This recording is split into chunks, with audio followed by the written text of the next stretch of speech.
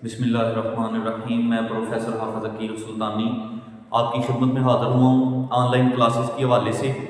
तो पिछले लेक्चर में हमने बात की थी नमाज के हवाले से, ठीक है जी। सिर्फ एक दो चीज़ मैंने बयान की थी, उसी के हवाले से चंद चीज़ें आज आपके सामने मैंने रखी हैं, ठीक है। ये बयान करने जा रहा हूँ, इसे अच्छे से सुन लीजिएगा, इसे अच्छे से देख लीजिएगा। फर्स्ट ईयर के अलावा भी कोई भी से तलबा तालबात के अलावा वही नमाज के मतलब अगर कोई आगाही चाहता है, नमाज के मतलब उसे कोई मालूमात चाहिए, तो इन सवालों में अगर वो देखता है तो उसे समझ आ जाएगा।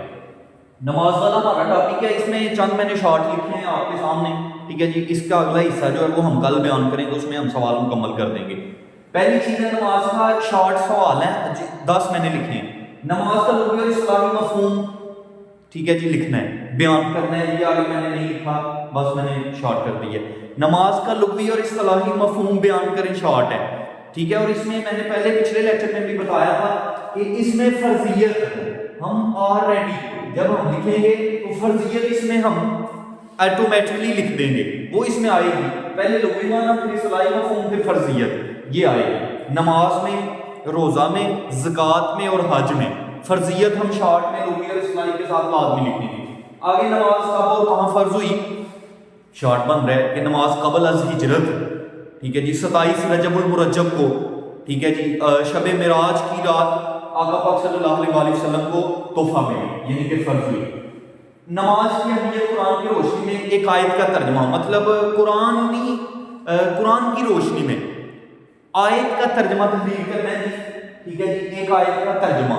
लेकिन इधर वो ये भी पूछ सकता है कि आप एक आयत और साथ उसका तर्जमा लिखें, तो वो फिर हमने आयत भी लिखनी है और तर्जमा भी। जैसे इसमें कोई भी छोटी सी आयत हम ले लेते हैं, इन्ना सलाता तन्हा अनिल फ़हशाई वल मुनकर, कि बेशक नमाज बेहयाई और बुरे कामों से रोकती है। वाक़ीमुस सलात व आतुज़ ज़कात, नमाज कायम करो और ज़कात अदा करो, ठीक है जी। इसमें बेशुमार आयात हैं जो छोटी छोटी हैं, बिल्कुल उनके हिस्से हैं, ठीक है जी। जैसे आकी सलात अल ज़िक्री, नमाज कायम करो मेरे जिक्र के साथ, ठीक है जी। तो इसलिए हम मतलब टेंशन लेने वाला इसमें कोई मसला नहीं, हम आयात के साथ लिख सकते हैं। नमाज के कोई चार इनफरादी, और इनफरादी फ़ायदे जब लिखने हैं तो उसमें आपको पता होना चाहिए, इनफरादी सिर्फ जो मुझे फ़ायदा हो रहा है नमाज पढ़ने का वो पूछ रहा है चार। तो इसमें आपने ये ज़हन नशीन कर लेना है कि जब ये लिखना है तो सिर्फ इसमें नाम लिखने हैं, इसमें सिर्फ और सिर्फ नाम लिखने हैं, उनकी वजाहत नहीं करनी। अगर इनकी जगह वो ये पूछ लेता है नमाज के कोई से दो इनफरादी फ़ायदे लिखें, तो वो आप दो लिख के उनकी आगे वजाहत नहीं करेंगे। फिर ऐसे ही आगे आएगा नमाज के कोई चार इज्तिमाई फ़ायदे, तो उसमें सेम वैसे ही सवाल बन जाएगा। अगर तो वो आपसे पूछे कि दो लिखें तो आपने उसकी डिटेल लिख देनी है, अगर वो आपसे पूछे कि चार लिखें तो आपने सिर्फ नाम लिखने हैं। आगे बेरून नमाजों से क्या मुराद है, और आम रूटीन के अंदर ये इसके मुतल्लिक मैंने परसों भी बात की है कि हम जो नमाजें पढ़ते हैं वो बेरून नमाजें हैं। एक तो उसमें हम वो कह लें कि मुस्तकिल वो इख्तियार नहीं करते, ठीक है जी, मुसलसल हम नमाज नहीं पढ़ते। और बेरून नमाजों से क्या मुराद है, इसका जवाब भी यही है, ऐसी नमाज जिसके माना व मुतालिब का हमें पता ना हो, हमें इल्म ना हो, हमें खबर ना हो, और ऐसी नमाज जिसके वजूद का हमें पता ना हो, ऐसी नमाज जिसके पढ़ने के मकसद का हमें पता ना हो, ऐसी नमाज जो मुसलसल इख्तियार ना की जाए, मुसलसल ना पढ़ी जाए, वो बेरू है। बेरू से मुराद फर्ज तो पूरा हो जाएगा, लेकिन वो नमाज आपकी पढ़ी नहीं गई। और हज़रत जुनैद बगदादी रहमतुल्लाहि ताला अलैह, आपकी इधर मैं बात आपसे करना चाहूँगा कि जुनैद बगदादी रहमतुल्लाहि ताला अलैह बहुत बड़े अल्लाह के बुजुर्ग थे।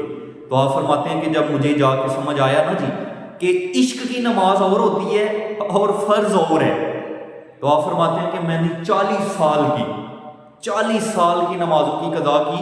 और ये एक बड़ा लंबा सा आपका वाक़या है इसी के मुतल्लिक, तो वो टाइम को देखते हुए मैं इधर बयान नहीं कर सकता, वो इंशाल्लाह अगले सवाल में हम कोशिश करेंगे आपसे वो शेयर कर देंगे। बेनून नमाजों से क्या मुराद है, कोई चार नफल नमाजों के नाम लिखने हैं। कोई चार नफल नमाजें इसमें हम कोई कर लेते हैं, जैसे है, ठीक है, मैं इधर आगे लिख भी देता हूँ, ठीक है। पहला इसमें नमाज इशराक, दूसरा है नमाज चाश, ठीक है जी, तीसरा है नमाज तस्बीह, ठीक ٹھیک ہے جی. چوتھا ہے نماز اوابین. ٹھیک ہے جی, یہ ہماری 4 نمازیں ہیں. ٹھیک ہے جی, یہ ہم نے مطلب یہ نفل نمازیں ہیں. ٹھیک ہے جی, سوال ہے کوئی 4 نفل نمازوں کی, اور اس میں اور بھی ہے مطلب ہم نے زیادہ کرنا ہے تو تہجد ہم کر لیں گے. ٹھیک ہے جی, اور بھی اس میں نام ہے لیکن بچوں کے لیے صرف اتنے کافی ہیں, 5 کر لے, وہ 3 پوچھ لے گا یا 4 پوچھ لے گا. ٹھیک ہے جی, آگے 8واں سوال ہے نماز کی اہمیت میں ایک حدیث اور اس کا ترجمہ. حدیث ہم نے اس دن بھی میں نے آپ سے شیئر کی ہے. حدیث ہے, اس میں آقا پاک صلی اللہ علیہ وسلم نے فرمایا قرۃ عینی بالصلاۃ کہ نماز میری آنکھوں کی ٹھنڈک ہے. اب نماز تو ہم نے پڑھنی ہے جس طرح آقا پاک صلی اللہ علیہ وسلم کی حدیث ہے الصلاۃ معراج المؤمنین, نماز مومن کی معراج ہے. ٹھیک ہے جی, نو ٹینشن. نماز کی فرضیت بیان کریں, وہ میں نے پہلے بھی آپ کے سامنے ادھر یہ چیز بیان کی, فرضیت. ٹھیک ہے جی, قبل از ہجرت 27 رجب المرجب کو ٹھیک ہے جی نماز فرض ہوئی. 10واں سوال ہے نماز کے متعلق 3 آیات کا ترجمہ. یہ سوال تقریباً پچھلوں کے ساتھ ملتا جلتا ہے. اس میں ہم نے وہ پوچھ رہا ہے 3 آیات کا ترجمہ, تو ہم صرف اور صرف 3 آیات کا ترجمہ لکھیں گے. ٹھیک ہے جی, یہ آج کا ہمارا ریفرنس تھا نماز کے متعلق. صرف میں نے اسے شارٹ اس لیے کیا تاکہ جو فرسٹ ایئر کے سال اول کے بچے ہیں, ٹھیک ہے جی, طلباء و طالبات ہیں, انہیں اچھے سے سمجھ آ سکے. ٹھیک ہے جی, جو بھی اس کے متعلق کوئی بھی سوال ہو تو وہ اگلے مطلب ہم کوشش کریں گے اس میں جو بھی کوئی چیز رہ گئی ہے وہ ہم اگلے لیکچر میں اسے کمپلیٹ کر دیں گے. ٹھیک ہے جی, بہت بہت شکریہ. السلام علیکم ورحمۃ اللہ وبرکاتہ.